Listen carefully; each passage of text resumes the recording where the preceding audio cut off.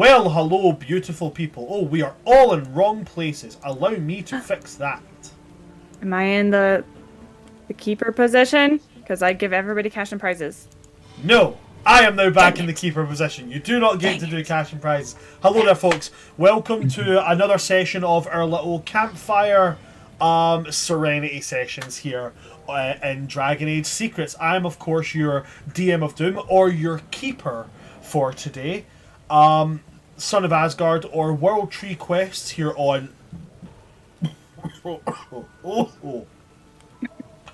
That burp, like, rattled my I was sinuses. gonna say you like felt that in your Yeah, core. That was, like, all over me. Let me try that again. I am, of course, your DM of Doom, or your keeper for these Dragon Age sessions here on TikTok, Twitch, and YouTube. Son of Asgard, or World Tree Quest. And with me today we have got 3 of 4 of my lovely cast. We have got Stories from the Rosies, we have got Jacklish, and we have got Witty Witch.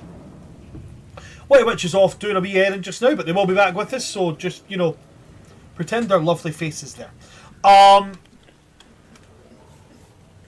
Just as a quick reminder to everybody, our session 1, we ended with our party about to go into combat with a Hurlock Alpha in order to hopefully save the life of their recruiter, Warden Constable Osric. But as this is a new TTRPG, and as we are not going to go into a new part of the game without all 4 party members, we are doing little campfire sessions whenever someone can't make it. And these consist mostly of roleplay and mostly just of little fun things, little Easter eggs, little getting to know you bites. The only person I can ask is Jess, because Jack wasn't here. So Jess, would you mind giving everybody a rundown of, briefly what happened in the last campfire session? Oh boy, would I? Okay, so once upon a time in our little prequel campfire sesh, we were about 3 weeks out from Ostergar, and we were at a place called High Ever. And Osric's like, "Be good. I'm gonna go get us a 4th member." And we were like, "Okay, Osric, we will be so good, and we will not get caught. We are not gonna be like interacting with people." And then we spent 2.5 hours in silence because none of us wanted to talk to each other. We were like, what do we do? We're so socially awkward. Eventually, we did start talking, though. And we found out, like, Tira, I hope I say this right. It's the Valasin? Is that how it's pronounced? Very close, very close. Valasin, okay. Valasin. She has markings from Fenharel, the Dread Wolf.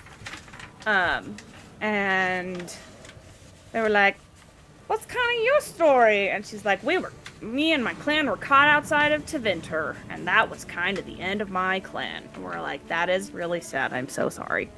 And then Vesa was like, "I had to choose between the Wardens or poachers." And so Warden definitely seemed like the better end of the deal. And then they tried asking Meryl things, and Meryl was like, "I will give you a 1-word answer, and that is it." And so they didn't get a whole lot out of her. Then this town was like, "Time for the Chant of Light." And it was going on, and they were going through all of the canticles instead of just a couple of them. And let's see, we found out that Osric would be played by Sean Bean. If you want to picture what Osric looks like and sounds like, think Sean Bean when he was playing Richard Sharp in the Sharp movies. I would do a Yorkshire accent, but as we discovered last time, I'm absolutely terrible at it. It's on my list to study. Let's see. What do I have here? So then we heard some people singing, and we were like, we're kind of curious. Tira was not curious. She was like, "I don't want to deal with more humans after what I've been through." But Vesa and Meryl headed over, and Vesa saw this cart with a little cute family singing, and she was like, "I am going to blow these children's minds." and she like did a cool little trick on a tree branch, and she left like these little herbs because she noticed that their horse was kind of had a little bit of a limp, and she like just appears out of these trees, bends the tree down, and the kids are like, oh my gosh, forest spirit, and they ended up leaving her some honey, which was really cute. Tira, back at camp, found this like black bear sniffing around, looking at her stuff, and she tried to scare the bear, and the bear was like, "Excuse me, madam, that is very rude. How dare you?" And turned into a cat and ran away. And it was like, "Bear cat, how did that happen?" And Vesta and Meryl get back, and we followed the bear cat, and it was a nice little Easter egg of a character from the games, and they were like, I'm gonna be super condescending to you. And Tira was like, oh my goodness, condescend more to me. And then we went back to camp. Why is it when you do that you reminded me of Jonathan Van Ness? Like, oh my god, be more condescending. We go back to camp. Vesta did some hunting. Meryl eventually pretended to be asleep. And while she was pretending to be asleep, Tira and Vesta were talking, and they're like, hey, stuff that I told about my backstory, not 100% true, because we didn't want to tell the human. And so Meryl's sitting there like, oh, no, I'm not liked already. But we learned that Tira got her Valison, right? Did I say that right? Valison? Yep, Valison. Okay. Because she snuck people out of the Tevinter Imperium. And so that's how she got the Fen'Harel, which makes sense because Fen'Harel was a trickster, so she tricked people in the Tevinter Empire. Makes sense. And Vesta reveals that part of the reason why she's so mad about being amongst the Wardens is she wasn't able to tell her clan what was happening. So her clan's like, what happened to our child? And she's like, I'm here, but you guys don't know that. And then Vesta goes to sleep, and this little old lady comes in, and it's another Easter egg, and she's like, I've got this bloody tabard, ah, ha, ha. And we're like, okay, cool. She's like, can I sit down? And we're like, sure. You want some water? And she's like, yes, I want some water. And we just have a nice little chat with her. She gives like a lot of cryptic, like, this is going to happen, woo! And we're like, cool story, bro. Thanks for visiting. And then she leaves, and instead of hobbling away, she's like, oh, mama, master, swagger, walk away. And we're like, she was not an old lady all along. And then Osric comes back, and we told him nothing. And oh wait, then we went on a mountain range, and we heard a big old roar, and we're like, what's that? And I was just like, it's fine. And we're like, okay. And then we got a cool little cinematic where we see this lady is like, I'm gonna take this cat, this bear cat, and jump off this cliff. And she turned into a dragon. That was it. There we go. Yeah, that's pretty much it. It feels very detailed. I took 6 pages of notes. Welcome to Jess's, like, recaps. This is how they always are. Except when they do them in 8's voice, and it's just phenomenal. But anyway, we're not here to talk about 8. I could always talk about 8. I love my girl. I could talk about 8 till the sun goes down, but 8 doesn't exist in this world. That's so true. Yet. Oh, that sounded like a threat. Crossover! I mean, she's a weapon of war. She's a weapon of war. Oh my god, imagine a Warforged winding up in the world of Dragon Age. Shit. Fuck. Right. It has been about a week since High Ever. You've been travelling down a route known as the West Hill. It's a very, very long road, but it is going to take you the shortest possible route to get you to Ostagar. As has been told to you by Osric, you're going to go down the West Hill, past Kinlock Hold, around until you get to a small crossing at the coast of Lake Calenhad, which will take you into the hinterlands and then into Ostagar.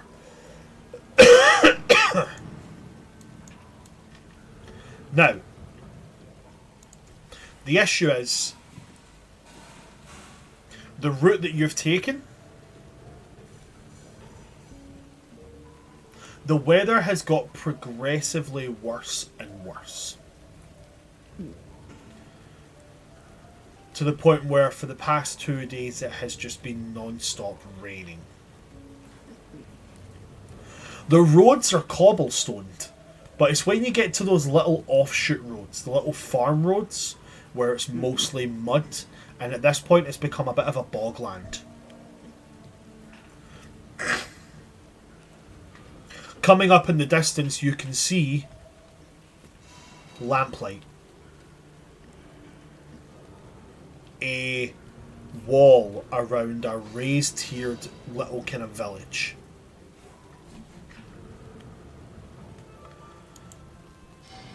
Osric will turn and look you all over.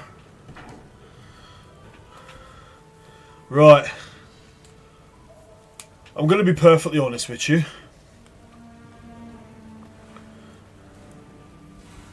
We're going to have to break my rule. And we're going to have to stay in a village tonight. And at least until this weather calms down. Now here's the thing.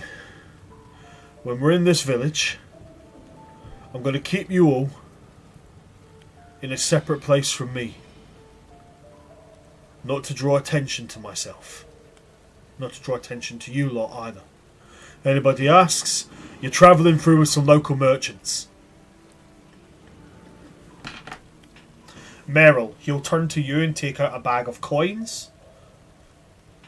Stick her with the money? Okay. Gives you the coins. It's roughly about 5 gold pieces in there. In a mixed assortment of coins.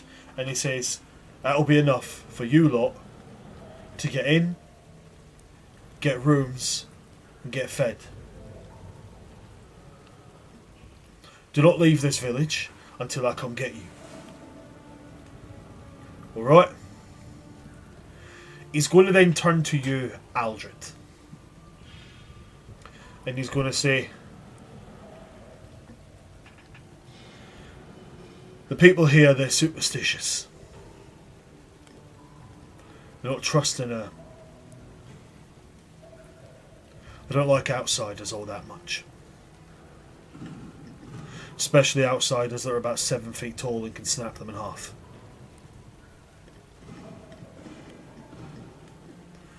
Try and play nice. Alright? Then he pulls his hood up and he says, give it about 15 minutes when I get in, and then make your way inside. And then he'll take his path down and make his way inside to the village. You guys have 15 minutes to kill before you guys make your way inside. Is there anything you would like to do? There's just gonna stand there with the bag, not even trying to hide from the rain, just staring off into the distance. As she does.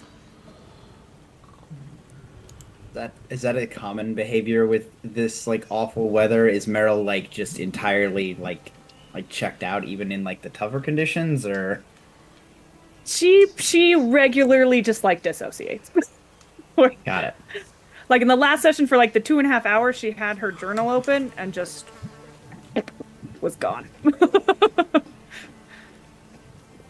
Okay, because I'm more going off if Aldrad has like clicked into like that's just how this person works, or if there's something going on.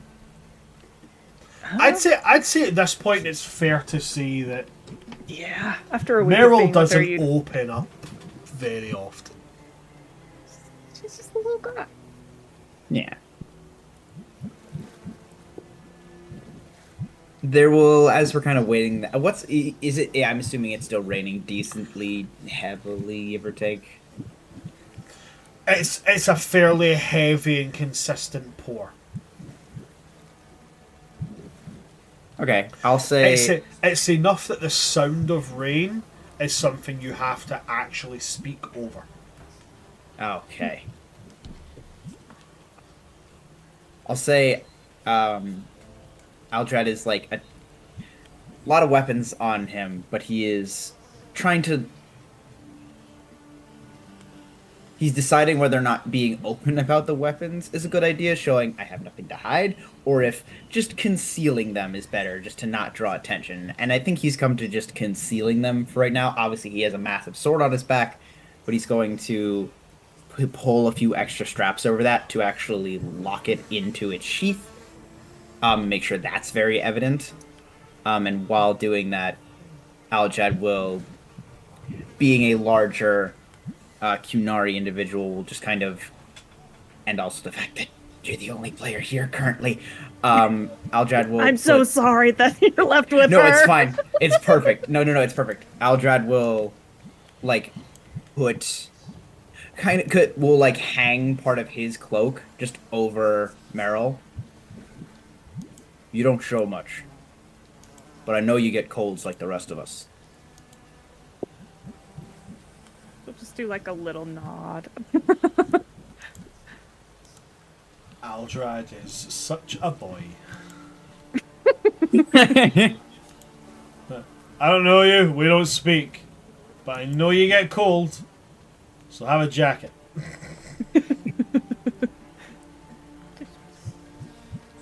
I was gonna say, you mentioned it's like a raised village on a hill. Is there? So it's like the wall is built around the maybe like at a lower rung of the hill, and then the village not only is on like the crest of the hill, but there's also like raised, almost like stone ledges that are built into it. Okay, yeah. I'm getting the picture in my head. I think the first thought Aldred probably has looking at this village, especially with recent events, thinking how defensible actually is this position if anything were to happen. Just more, this is a very like internal thought he has of like, where are the choke points? Where are the points of interest? And I think that's the main thing he's looking for. It's hard to see, I assume, in the rain, but is there any big point of interest we can see at this distance? So that is a very, very good question. And there's definitely a roll that you can make that will help you determine that. What we're going to be looking for here is we're going to be looking for a perception check. With the searching. Searching. Sorry, not searching. Seeing. Seeing. So seeing. perception, Okay, seeing. Got it. Yes. Seeing. Cool. I have a screenshot of the page of all of those, so I have that pulled up. Awesome. Fantastic. Right. Now remember, the two dice that are similar, they're your normal die. The one dice that's different is your dragon die. If you roll doubles on any dice, the dragon die gives you the number of stunt points you have for your check. Yes. I did not roll a double, but I did roll, and then it's just I just add the perception score to it. No, you add the perception. You add your perception score. Yep. And if you have the focus for seeing, then you add +2 to that. +2? Yes, +2. Do not. Yeah, So it is just a 12. That's good. Okay. So there's nothing that majorly stands out as you step inside, but you do manage to make out that there are some buildings that are standalone in design. One of them is very obviously a forge, a blacksmith's forge. The other one is the house at the top of the hill, which also seems to operate as some kind of town hall. And the third one is a... What's the third one? The third one is there's an inn there. An inn with, like rooms above it, tavern below kind of thing. I think Aldred will take note of the forge. and its location specifically, and then giving a few more minutes, like Osric did tell us 15 minutes. I think Aldrad would just give it a 16, just an extra minute to be lucky, and then So start leading towards the inn. Kind of actually leading, but making sure that Meryl is still very close to him, just because she has the money. So he's walking forward, but she has the means. Yep. She'll, like a little duckling, just follow after. Okay, okay.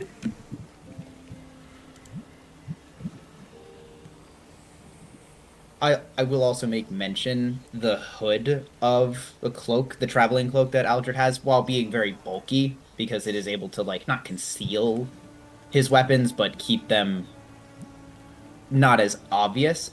I would assume has a hood big enough to compensate for having horns. So, right? Or is I don't No, that's a perfectly normal thing. Would be to have a hood that can compensate for your horns. Yes. I think then Aldred would keep that. Obviously, it's raining, but even when they get in, would probably try and keep the hood up, not to block their face, but to block the horns, if nothing else. Okay, cool.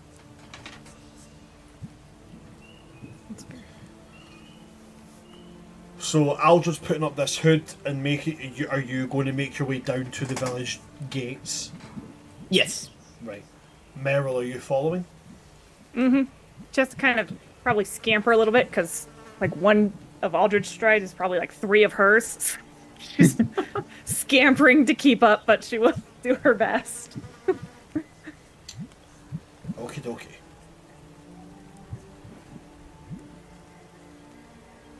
So you make your way down to the main gates, and a wooden slot is pulled across, and a pair of wee eyes poke up. What do you want?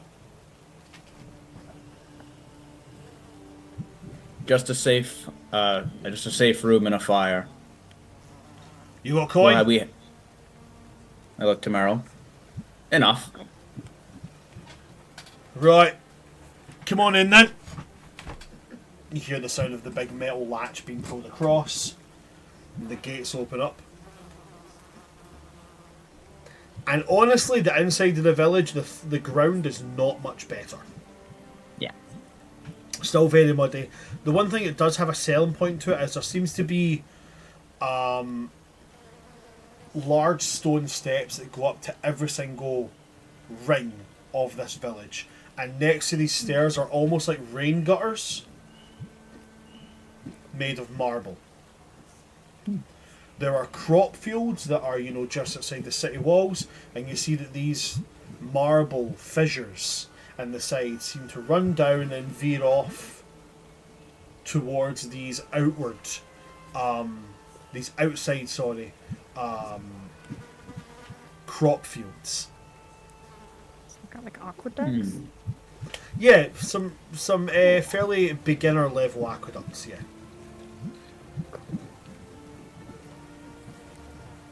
But you guys are now in Crestwood.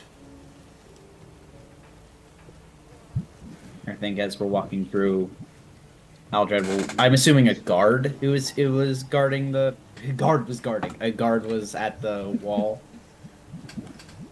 Yeah, it was in fact like 2 guards that stopped you. They'll point you towards the inn. The nod. Thank you kindly. And to yourself. I think I can figure it out. Feel free to continue the RP amongst yourselves, guys. Excuse me a moment, I can hear a noise. I just want to go and double check on it. Of course. Cool. I'd say also something interesting to note about Aldrad is... Okay, well, this is Jack assuming some things, but I would assume speaking one language when you were raised would give you an accent in another one. Aldrad doesn't have that. Aldrad seems to speak the trade tongue very, not so much fluently, but it's like there's very weird, there's no visible accent. It's almost as if like where you picked him up, he came from. Like he was born here. Okay. Make a note of that.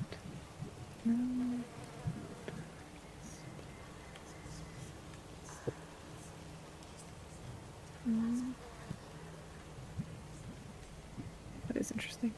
And since you're I'd the say only person...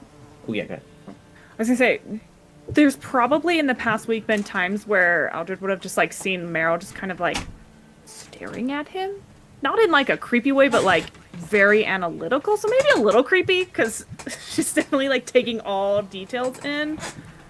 So that's probably something he would have noticed with her is that she just like will stare, and if he calls her out on it, she'll just look away. It's like, oh, Don't call me out oops. on it. I'll immediately look away. I think... even over a week, I think Aldred's...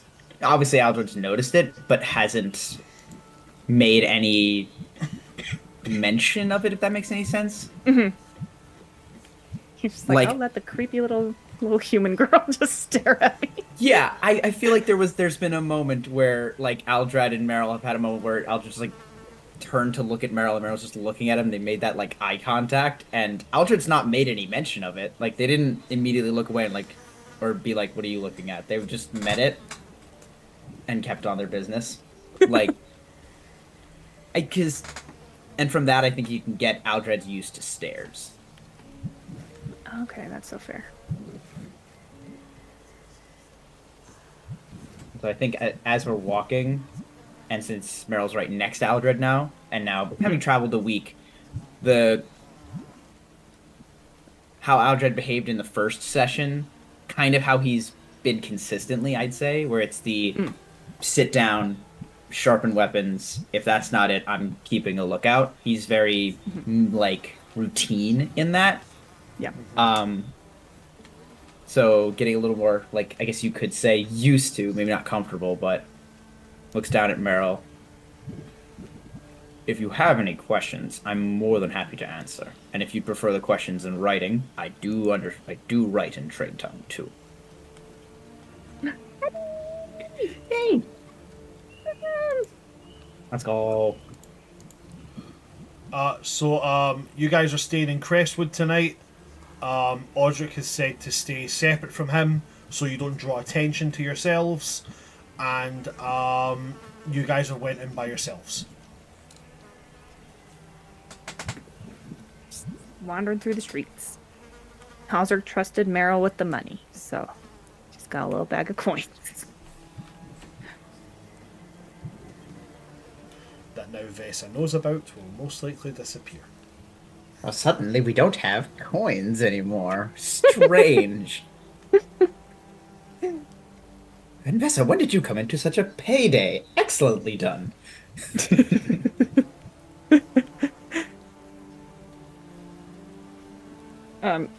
In response to what Aldred said, just give like a little tiny nod and like just kind of like staring at the ground, like very much like you can see like gears turning in her head of like, what questions do I ask? Do I ask the question? Should I ask the question? Yeah. It's okay to ask. It's just insensitive. But I want to know. So Yeah. Kunari, right? So the Kyun. Oh yeah. Everything. Trust me, the threat of getting drilled on the Qn has been like, I've been studying. Oh, I've been studying. I love it. I've been studying since Dragon Age Origins. I still don't understand shit. Well, don't get me wrong. I'm studying. I don't know how much I'm learning, but I'm studying. You've now uncovered what it is to be a Dragon Age fan and to try and understand the Kyun. I've been studying for 18 years and I still don't get it. Is it a culture, a religion, or a race? Yes. Yes. But also a social structure, but also a job, but also a way of life, but also none of the above. It's fucked. These are simple, feeble concepts we have in our world to try and equate to the Qn, even though none of these words describe it. Saint Akunari, describe the Kyun. It's the Kyun. It's like, describe it, and I'm just like, describe breathing. And I'm like, what do you mean? Just is.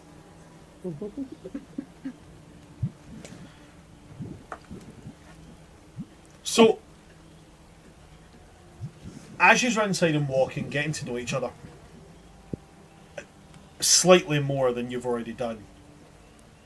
The inn comes into view.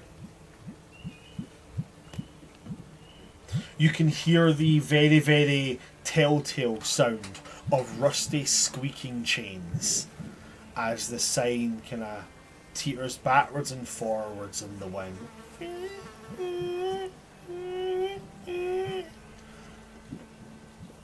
The sign that hangs from these chains says, in what was probably once beautifully golden painted letters, but now very faded, almost just like a pale metallic, generic metallic colour, the Leaky Flagon.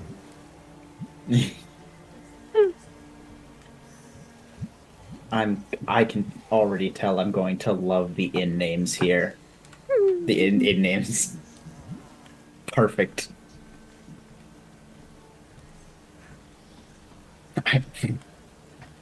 Aldred will like chuckle to himself, and look forward into the door and be like, certainly hope not a comment on their actual flagons.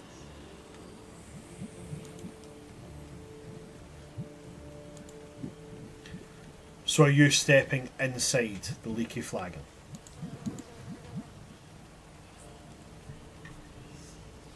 I think Aldred will take a step. And just to remind me, is Vessa elf, human, elf? Okay. Take a step in. They'll take a step towards the door. Into the party.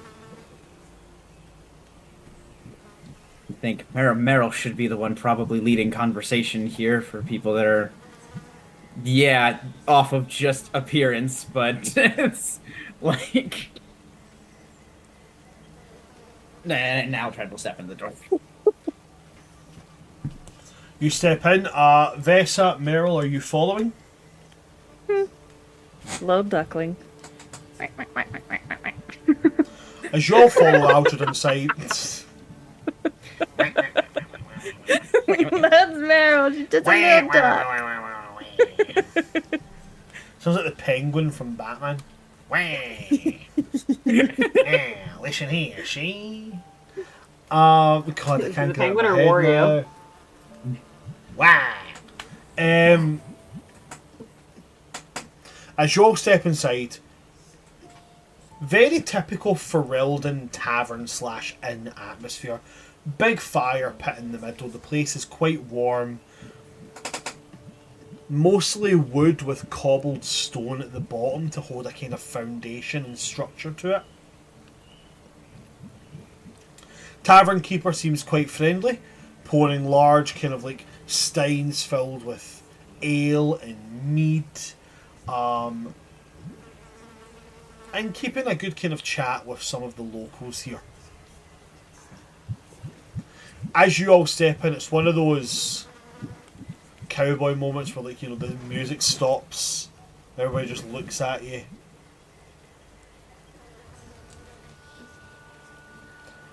And a voice is going to come up from the bartender, the innkeeper, going, "You're not from round here."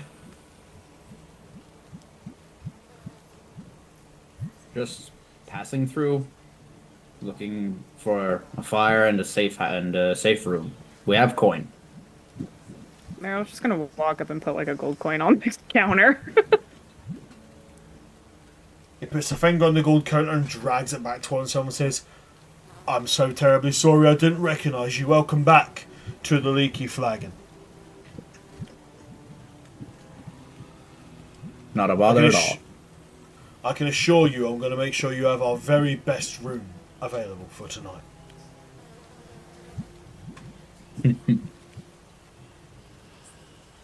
Is he lying? He doesn't seem to be. He seems to be genuine. Whether best means good,